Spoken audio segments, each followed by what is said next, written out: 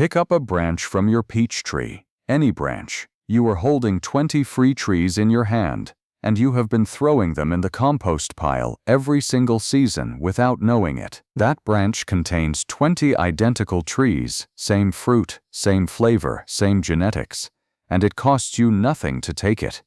3 steps. That is the entire distance between you and a rooted peach or apricot tree by the end of this summer. Step 2 is where 90% of people lose every cutting they have ever tried, and almost nobody explains why. I will. I have rooted over 340 stone fruit cuttings at nursery prices, that is $13,000 worth of trees started from branches on a shaded back porch. My grandmother never bought a fruit tree in her life. Every peach came from a neighbor's yard.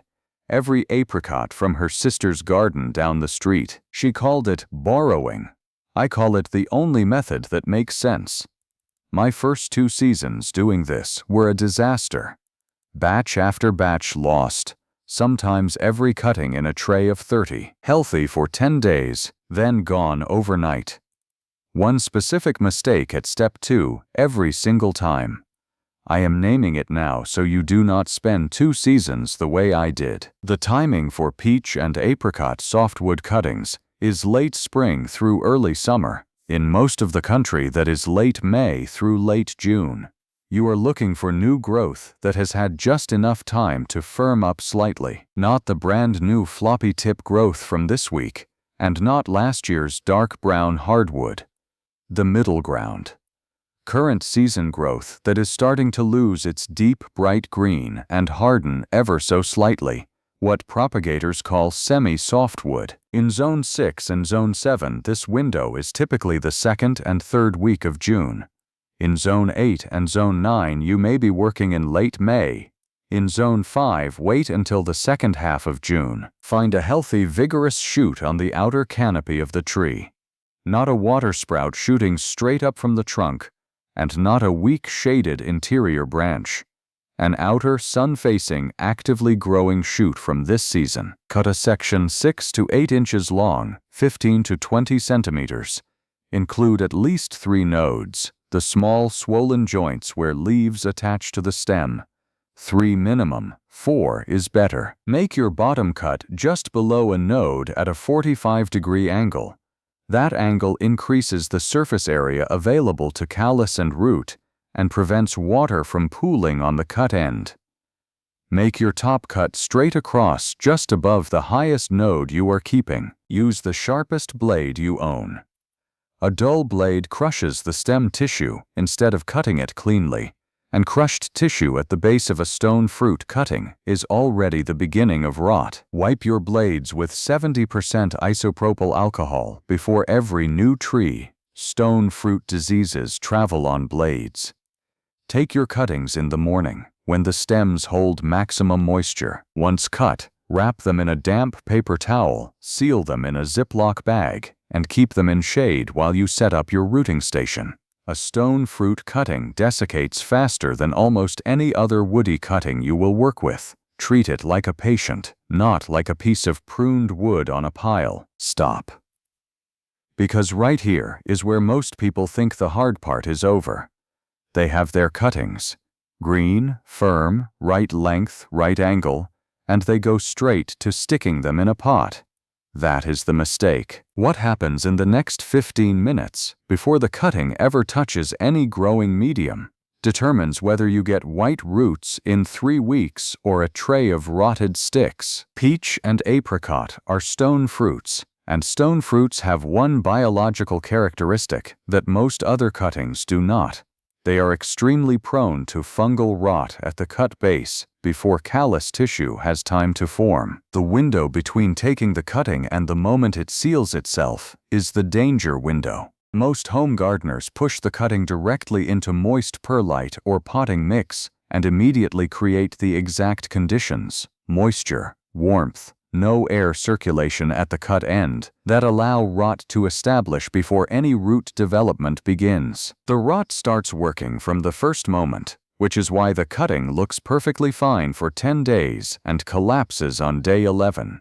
Here is what you do instead, and it has 3 parts. First, leaf management. Remove every leaf from the bottom half of the cutting completely. No stubs, no torn bases, a clean removal flush with the stem. Then take the remaining leaves on the top half and cut each one in half with scissors, straight across. You are reducing the surface area through which the cutting loses moisture while keeping enough leaf mass for it to photosynthesize and signal the stem that roots are needed. A cutting with all its leaves intact demands constant water just to survive, and that demand keeps the substrate wetter than a stone fruit base can tolerate. Second, the wound. Take a clean blade and make 2 shallow vertical scrapes on opposite sides of the bottom inch of the cutting, just barely breaking through the outer bark to expose the green cambium underneath. These exposed zones are where adventitious roots will initiate. You are increasing the surface area for rooting and triggering the wound healing response that generates callus tissue, and callus tissue is precisely where roots emerge from in woody propagation. Third, the treatment. Every propagation video tells you to buy a commercial rooting hormone, Clonex gel, Rootone powder, Hormex liquid. Those products work, and I will not pretend otherwise, but they cost between $12 and $28 a bottle and carry a shelf life. For this application, you do not need them. Raw, unfiltered honey, 1 part honey to 5 parts room temperature water, stirred until dissolved, achieves the same result for a fraction of the cost. Dip the bottom inch of your prepared cutting into this solution for 30 seconds. Honey contains naturally occurring auxins, the same class of root-promoting compounds commercial products synthesize in a lab, plus antimicrobial compounds that protect the cut base from the fungal rot that defines that danger window. A $6 jar from any grocery store covers several hundred cuttings. After the dip, let the cutting air dry for 3 to 5 minutes so that thin layer sets on the wound. Then, and only then, does it touch any growing medium. Do not use potting soil, not garden soil, not compost-enriched mixes, nothing with significant organic matter. It stays too wet for too long and brings you straight back into rot territory after all the preparation you just did. Use pure perlite or a 50-50 mix of coarse perlite and coarse builder's sand. The gritty kind, not fine play sand. This substrate drains almost immediately, holds just enough residual moisture to keep the cutting alive, and allows air to reach the base continuously. Air at the base is not optional. It is how callus forms. Fill a 4-inch terracotta pot, not plastic, not glazed ceramic, with your perlite mix to within half an inch of the rim. Terracotta breathes through its walls and pulls excess moisture out of the mix passively in a way plastic cannot. Make a planting hole with a pencil or chopstick before placing the cutting. Do not push it in directly. That scrapes off the honey and compresses the wounds you made. Lower the cutting so the bottom 2 nodes are fully buried. Firm the perlite around the stem.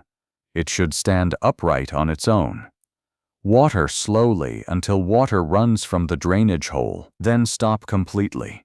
Do not water again until the top inch of perlite is dry to the touch. In most home environments in June and July, that means once every 5 to 7 days. Place your pots in bright indirect light. Never full sun during the rooting phase.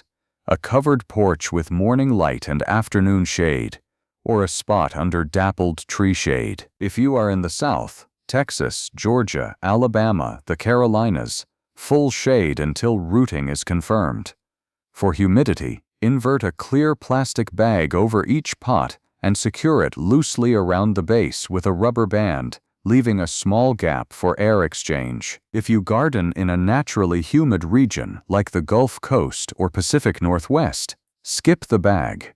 Your ambient air is already doing that work, and sealing further invites mold on the leaves. Check every 3 days. Day 3. Look for any black softness at the soil line. If it is there, that cutting is gone.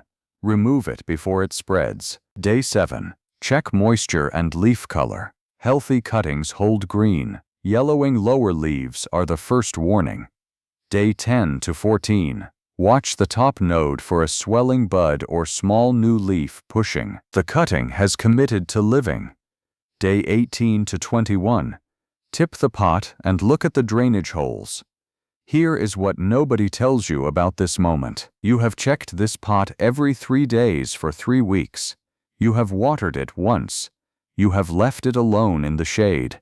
You have done nothing dramatic, nothing expensive, nothing that required any particular skill, and now you are tipping a 4-inch terracotta pot over your palm and squinting at the drainage hole at the bottom. This is what propagation actually feels like.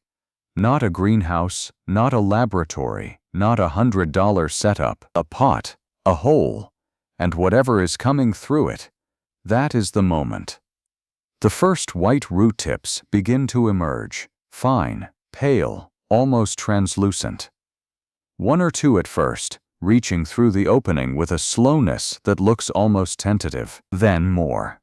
On day 28, a rooted cutting resists a very gentle tug. Do not pull with force, just feel for resistance. That resistance is roots anchoring into the perlite. On day 35, visible white roots through the drainage holes mean the cutting is ready for its first pot up into a 50-50 mix of potting soil and perlite in a 6-inch container. Now, most people at this point move the young trees straight into full sun, immediately, all at once, and they lose them in 2 days. A cutting with 2-week-old roots is not a tree yet. Full afternoon sun in July pulls moisture from the leaves faster than young roots can compensate for, and the cutting collapses. Transition them over 10 days, 3 days of morning sun only, then 5 days of half-day exposure, then full light. It feels slow. Do it anyway. If you started with 20 cuttings and lost 4 or 5, a realistic and completely normal attrition rate even for experienced propagators, you have 15 rooted trees at $40 each at the nursery. That is $600 worth of trees from 1 afternoon and a jar of honey. The white roots you saw through the drainage hole on day 21, thin, pale as new paper, reaching through the grit, were not just roots. They were the beginning of an orchard started from a branch that was on its way to the compost pile. Branch, root, tree. That is the entire method. Nothing else required. This is what my grandmother understood and what the nursery industry has spent decades hoping you would never take seriously enough to act on. You do not need to buy living things. Living things reproduce. That is the only thing they have ever truly wanted to do. Now drop a comment and tell me, what fruit tree are you starting with? And if you have tried a stone fruit cutting that did not survive, at which step do you think it went wrong? I read every single one, and the answer is almost always somewhere in step 2. If this changed how you see that pruning pile, hit subscribe. YouTube does not show these to you unless it knows you want them, and 1 click is all it takes.